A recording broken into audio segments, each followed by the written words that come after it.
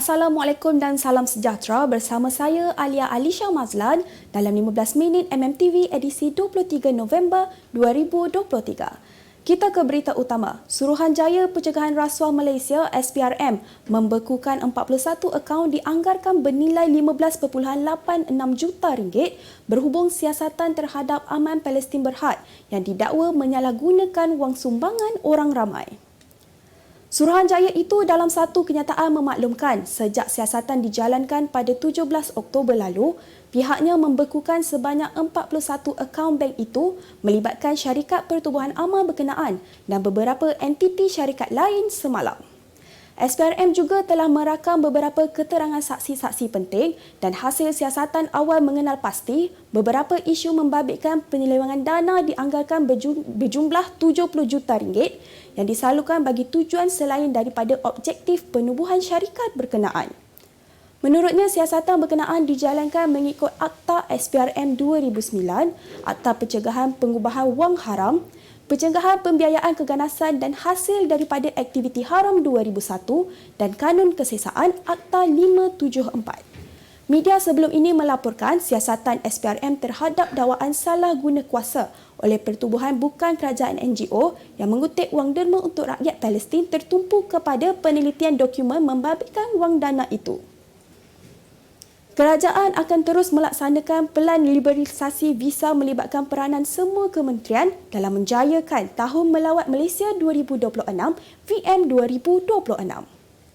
Perdana Menteri Datuk Seri Anwar Ibrahim berkata, perkara itu antara yang dibangkitkan dalam mesyuarat mengenai Hala 7 Sektor Pelancongan Negara semalam. Menerusi satu hantaran di Facebook beliau malam tadi, mesyuarat ini adalah susulan dengan pengumuman VM 2026 yang mana fokus akan diberikan kepada pelancongan lestari yang mampu menjana pertumbuhan ekonomi negara.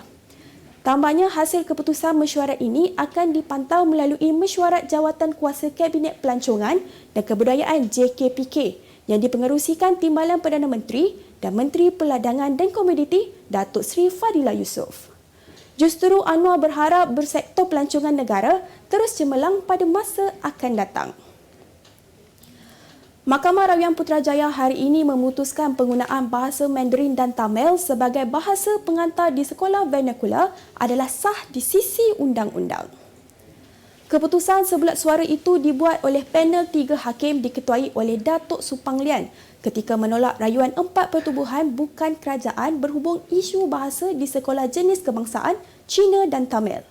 Perayu-perayu terdiri daripada Majlis Pembangunan Pendidikan Islam Malaysia (MAPIM), Gabungan Persatuan Penulis Malaysia (GAPENA), Ikatan Muslimin Malaysia (ISMA) dan Ikatan Guru-Guru Muslim Malaysia (AIGURU).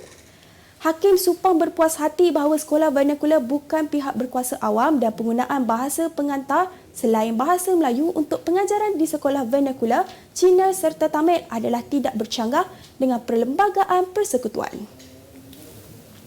Hasil kajian Kebangsaan Kesihatan dan Mobiliti NHMS 2019, sebanyak 50% penduduk Malaysia menghidap sekurang-kurangnya satu penyakit tidak berjangkit NCD iaitu tekanan darah tinggi, kencing manis dan kolesterol tinggi.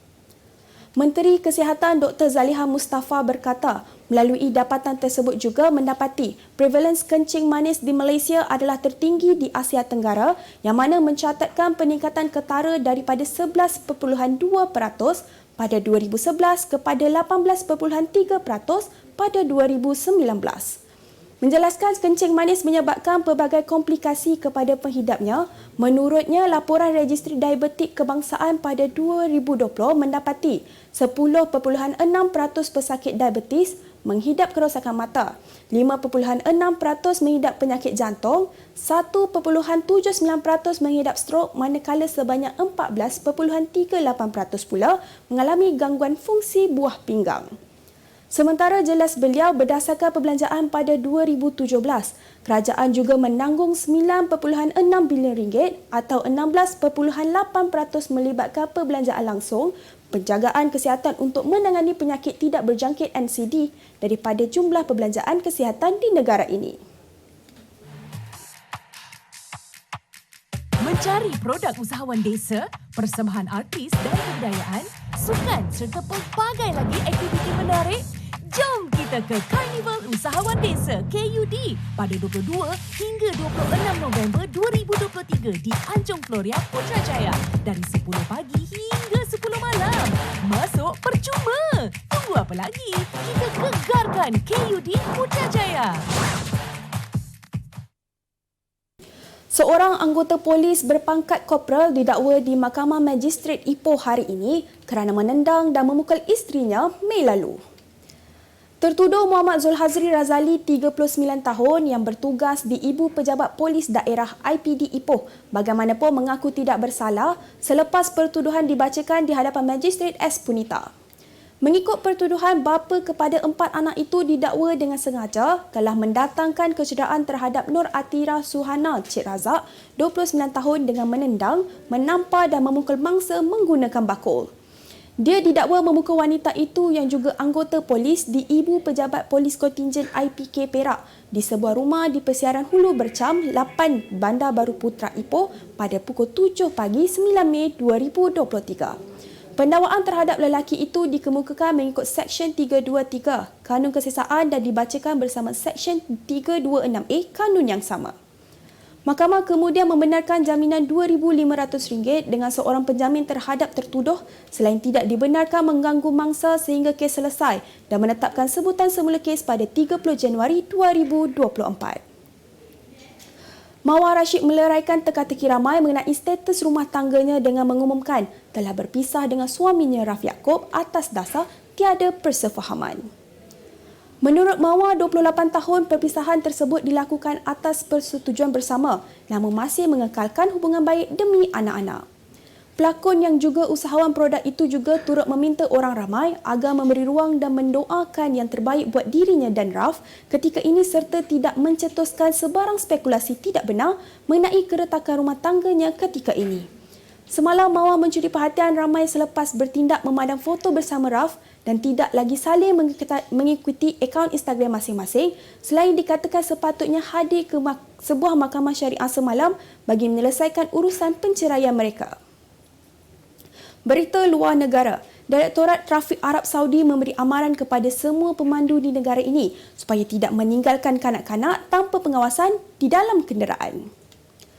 Mengikut Undang-Undang Arab Saudi, meninggalkan kanak-kanak di bawah umur 10 tahun di dalam kenderaan dianggap sebagai pelanggaran lalu lintas dengan denda dikenakan adalah antara RM300 bersamaan RM373.95 hingga RM500 bernilai RM623.24. Arahan itu dilakukan sebagai sebahagian daripada usaha berterusan untuk memastikan keselamatan dan kesejahteraan kanak-kanak semasa dalam perjalanan. Pemandu-pemandu kenderaan turut dinasihatkan untuk menggunakan tempat duduk keselamatan kanak-kanak bagi meningkatkan keselamatan dalam kenderaan. Monarki Britain Raja Charles III semalam mengundikan darjah kebesaran kepada kumpulan K-pop wanita Blackpink kerana usaha mereka dalam meningkatkan kesedaran berkenaan perubahan iklim dunia. Penghormatan itu diberikan ketika Presiden Korea Selatan Yoon Suk Yeol dan Perdana Menteri Rishi Sunak berjanji bakal mengadakan kerjasama lebih rapat antara kedua-dua negara berhubung teknologi dan pertahanan. Pada hari kedua lawatan 3 hari Suk Yeol, Raja Charles III berbesar hati untuk memberikan darjah kebesaran Members of the Order of the British Empire MBE kepada Kim Jenny, Kim Jisoo dan Lalisa Manoban. Bagaimanapun, Roseanne Park juga menerima pingat MBE, namun tanpa gelaran kehormat kerana dia memiliki 2 kewarganegaraan iaitu Korea dan New Zealand yang merupakan salah satu daripada 14 negara di bawah jajahan Britain. Kemas kini pengetahuan anda tentang isu ekonomi dan pasaran. Merangkumi sektor hartanah, perniagaan, keuangan, komoditi, IKS, halal niaga dan dunia korporat. Sentiasa ikuti perkembangan ekonomi semasa di dalam dan luar negara. Semua informasi terkini hanya di hujung jari. Dapatkan edisi ringgit setiap Isnin hanya di Akhbar Utusan Malaysia.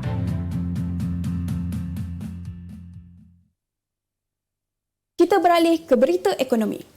Karnival Usahawan Desa KUD Putrajaya 2023, anjuran Kementerian Kemajuan Desa dan Wilayah KKDW menyasarkan transaksi jualan sehingga RM10 juta sepanjang 5 hari program itu yang bermula semalam hingga Ahad ini. Jumlah itu meliputi jualan tunai, padanan perniagaan dan tempahan yang dijangka menarik penyertaan sehingga 1 juta pengunjung Anjung Floria Putrajaya. Menurut Timbalan Ketua Setiausaha Dasar Kementerian Kemajuan Desa dan Wilayah KKDW, Datuk Cik Murad Sayang Ramjan, hampir 1,000 pempamer dalam kalangan usahawan desa merancangkan karnival ini dengan tarikan utama menampilkan keunikan kawasan desa masing-masing dari segi makanan dan produk diusahakan. Lebih menarik lagi, pengunjung KUD Putrajaya 2023 yang bertuah bakal memenangi sebuah kereta Pro 2 Myvi. Kawasan-kawasan perindustrian baharu yang diketengahkan kerajaan negeri untuk dibangunkan di Melaka perlu diselaraskan dengan Pelan Induk Perindustrian Baharu 2030 NIMP 2030 bagi meningkatkan pertumbuhan industri dan menambah baik ekosistem pelaburan.